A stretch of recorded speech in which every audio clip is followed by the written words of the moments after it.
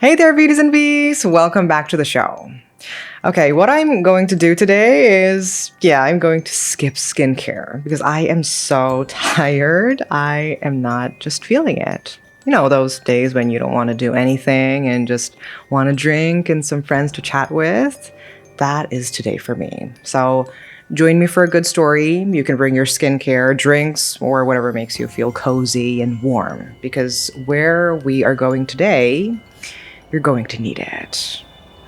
It's late winter 1959, and we're in the Soviet Union.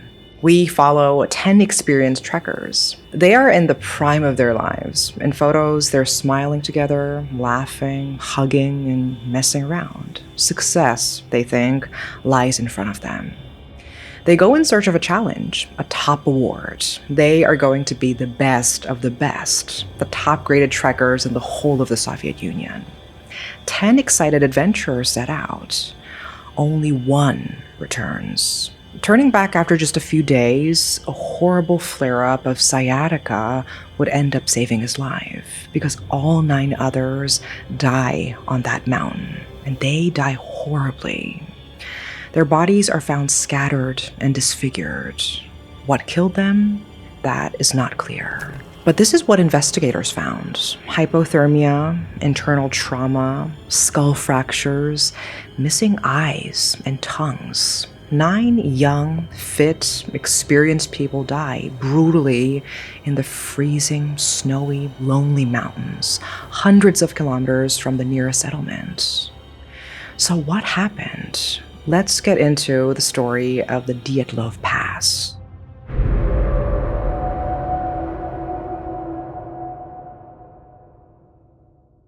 The 9 trekkers were due to arrive at the next town around February 12.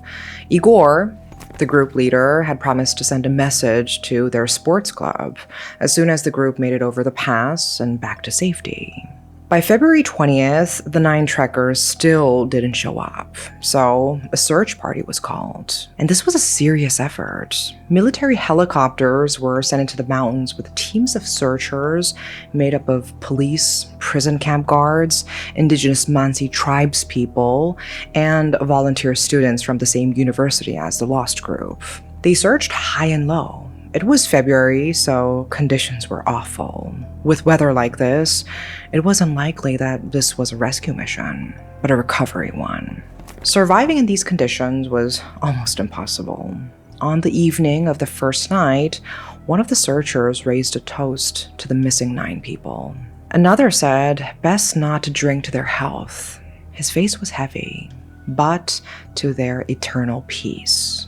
They found the tent first. It was half covered with snow, and inside were most of the possessions. Books lined the walls of the tent, and the rucksacks were neatly arranged. White pork fat, a delicacy, and a good source of calories for hiking had been sliced as if it was waiting to be cooked.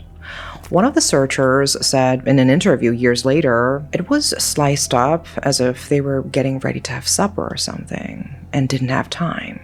The canvas had been slashed from the inside, as though the group didn't have time to undo the fastenings, as if they wanted to leave in a hurry. Then the searchers found 8 or 9 sets of footprints leading away from the tent and down the slope. Unlike the slashed tent, the footprints looked like they were made slowly, methodically, like they'd calmly walked into the freezing conditions, which means they weren't very deep, not like prints you would get from running. And what's more, some of them were made by bare feet. That is, there were no tread marks. And some meters down the slope, the tracks disappeared. There was no sign of the trekkers immediately around the tent. There was no sign of anything living or moving at all. At last, one of the students saw something. In the distance, next to a large cedar tree, they thought they saw a brown shape, a lump, or what could it be? They got closer, and as they got closer, human bodies began to take shape. There were 2 bodies next to the remains of a campfire. They would turn out to be 2 of the students named Yuri, and they were wearing barely anything apart from their underwear. The bodies were frozen stiff. Their hands and feet were, to quote the student who found them, reddish brown. Their legs, once athletic and powerful, were purple and solid with the cold. They lay so close together, probably to share body heat. Probably they didn't know they were looking at the last face they would ever see. One of them had a gash on his cheek that was crusted with a grayish substance. More of it spilled from his mouth. Inside one of their mouths was also a small piece of human flesh. It was later determined that the flesh was his own. He had bitten off his own knuckle. And next, they found Igor, the group leader and talented engineer whose sister thought he would do cosmonautics as part of the Soviet space program. That's how smart and ambitious he was. Unlike the Yuris, he was dressed but barefoot. He was lying face down, clinging to a broken-off branch. Had he tried to climb a tree, they gently turned him over. His face was peaceful, like he was sleeping. He was very, very young-looking. But in the coffin later, his mother said his hair was gray, and she only recognized him because of the gap in his teeth. His sister couldn't attend the funeral. It was too painful. Next, they found Zenaida, or Zena. She was in a position like she was turning to look at something back up the hill. At a glance, it looked like she wasn't dead at all, just distracted, on watch, in motion. But in fact, her body was frozen solid. There was a large bruise on the side of her body that looked like she was struck with a stick. Then on March 5th, they found Rustem, a long-distance runner and a quiet, shy member of the group. He was wearing more clothes than the others, but one foot was bare. His skull was fractured, and the post-mortem concluded that other minor injuries were caused because in his last moments, he moved around in a state of agony. His watch had stopped at 8:45. These first 4 bodies told a story of hopeless terror. Some of them were found with their mouths open in silent screams, their clawed fingers frozen by their faces. Did the Ural Mountains echo with screams the night of February 1st, the night of the incident? But screaming for help would have been useless. There was nobody around to hear them. Nobody who cared to help, anyway. The searchers didn't find the other 4 bodies until after the thaw in May, deep in a ravine. The mountain, whose name apparently translates to Dead Mountain, was beginning to release its last victims. One of the strangest things about the last 4 bodies is that they were dressed in clothes belonging to the others. Lyudmila was found in a twisted position, on her knees with her hands and face pushed into the rock. The corpse was mummy-like. Nikolai had a fractured skull, so badly fractured it damaged his brain substance. Alexander, a nuclear physics student, and I want you to remember that, had found a wound behind his ear, and his neck was strangely twisted. Then finally there was Semyon, the oldest of the group, and a World War II veteran and sports instructor, who had multiple broken ribs and an open wound on the right side of his skull, which was deep enough to show bone. Semyon and Lyudmila's chests were crushed. One doctor said the force needed for such injuries couldn't be caused by a human. It was as if they'd been in a high-speed car crash. But uncannily, their torsos had no bruises, no external wounds. All the damage was under the skin. And more gruesome, Semyon and Lyudmila's eyes were gone, and in their place were just empty black sockets. Poor Lyudmila's tongue was missing too. The autopsy indicated that her heart was still beating when her tongue was removed from her mouth.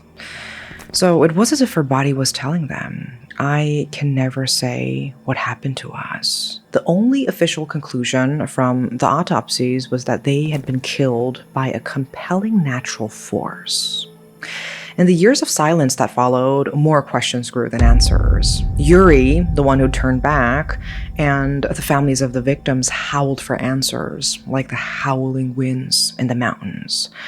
But the authorities were secretive and harsh. 10 people actually started off on the trek. 8 men, 2 women. Most of them were in their 20s.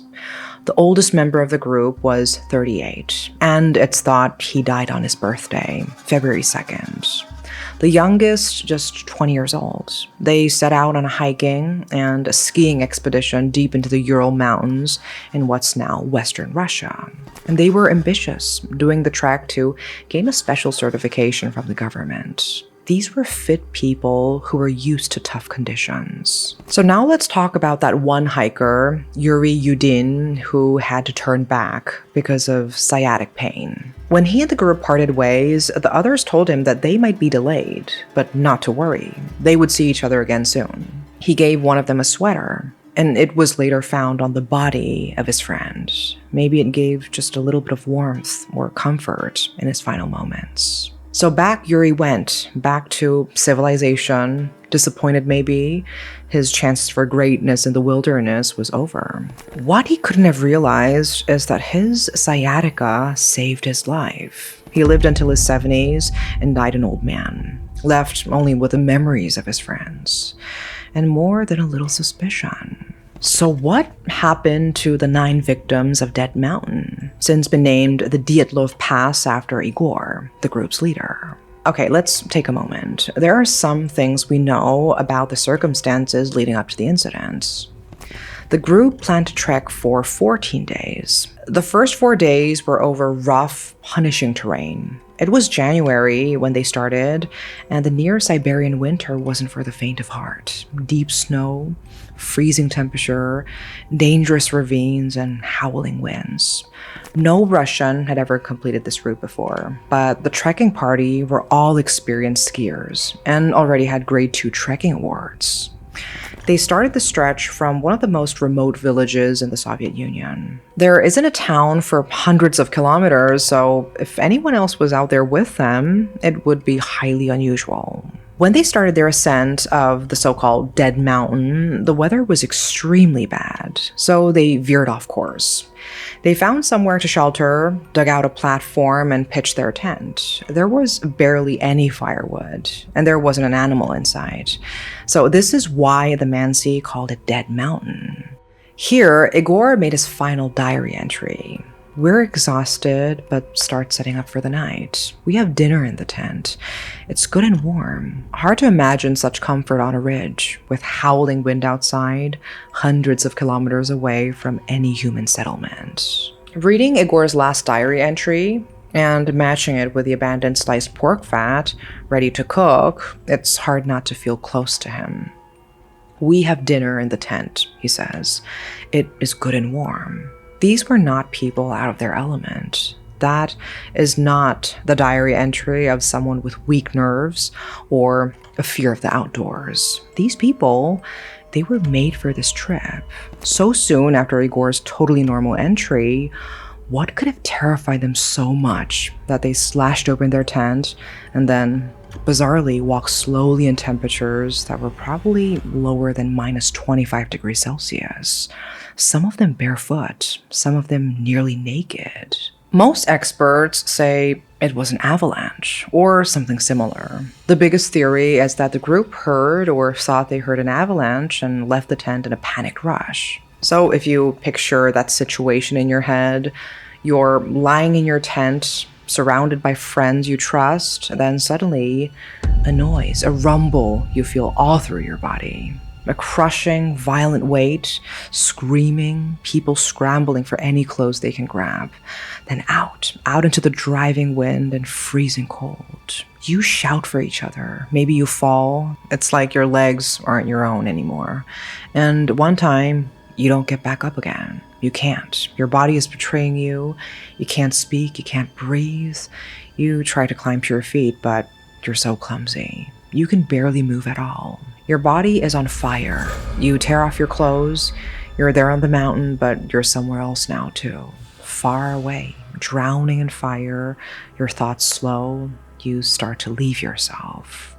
Somewhere there is still screaming. Maybe you make one last effort to turn back in the direction of the tent. It's there. It's still there. It's there, and your friends are dying. And then nothing.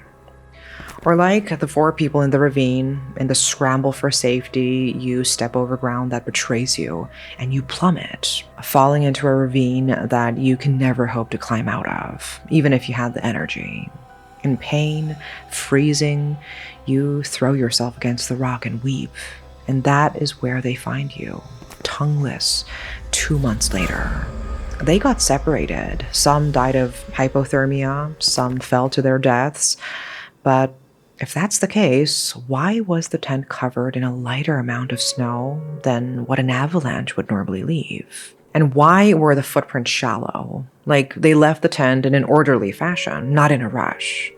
Why were some of the bodies in the ravine found without any outward signs of impact, but also with totally crushed chests? Some of the group made it almost a mile away from the tent. Would that really be possible after being slammed by packed snow?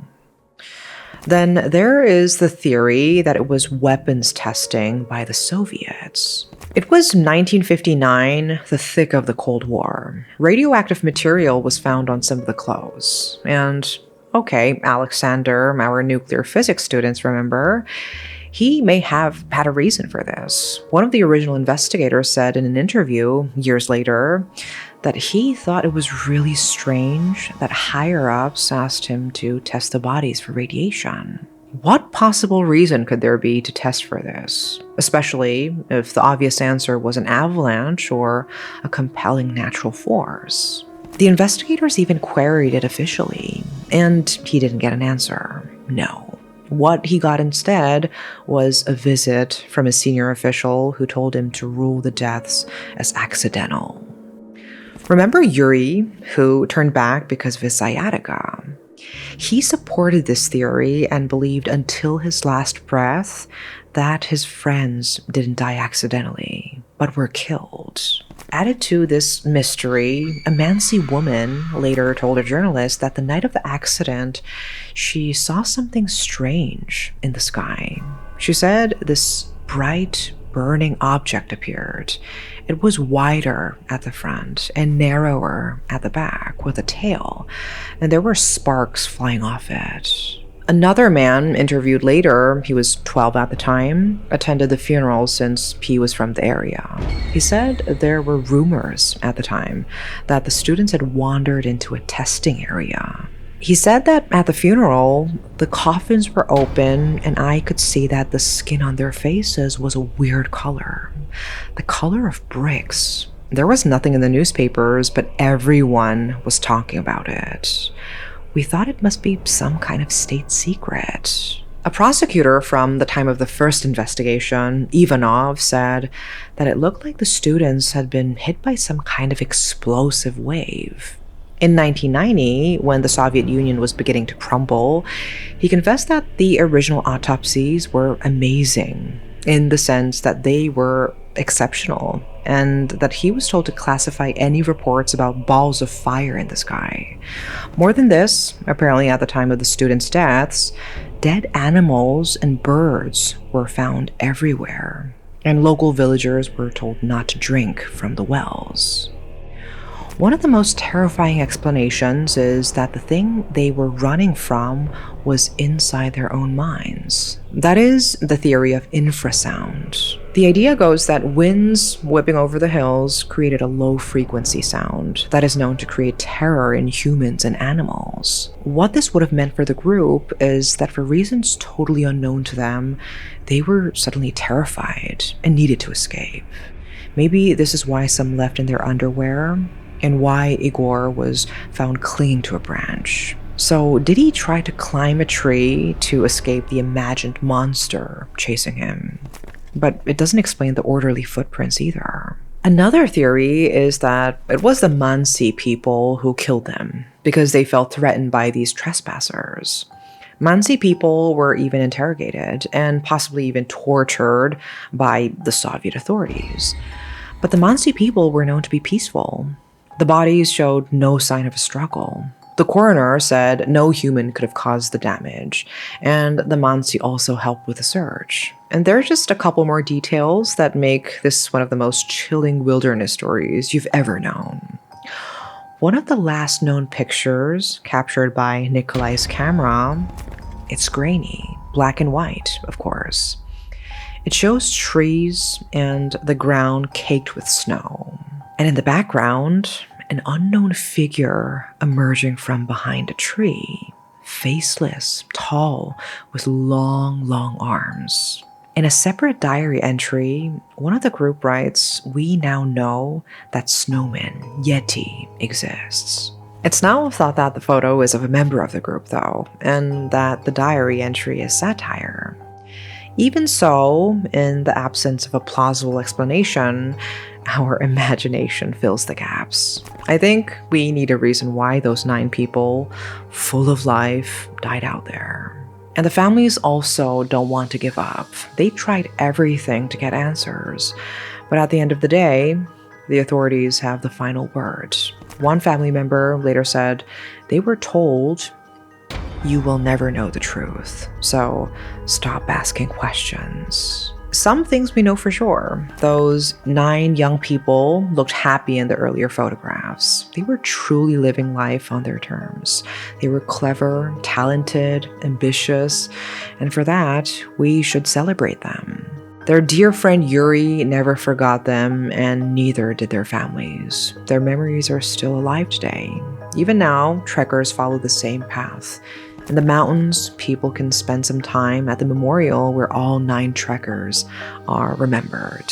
The memorial says, "In the memory of those who have gone and will never return, we have named this mountain pass in their honor, the Dyatlov Pass." And since I guess most of us won't make it to the mountains of Western Russia, how can we live to honor the memory of these 9 people?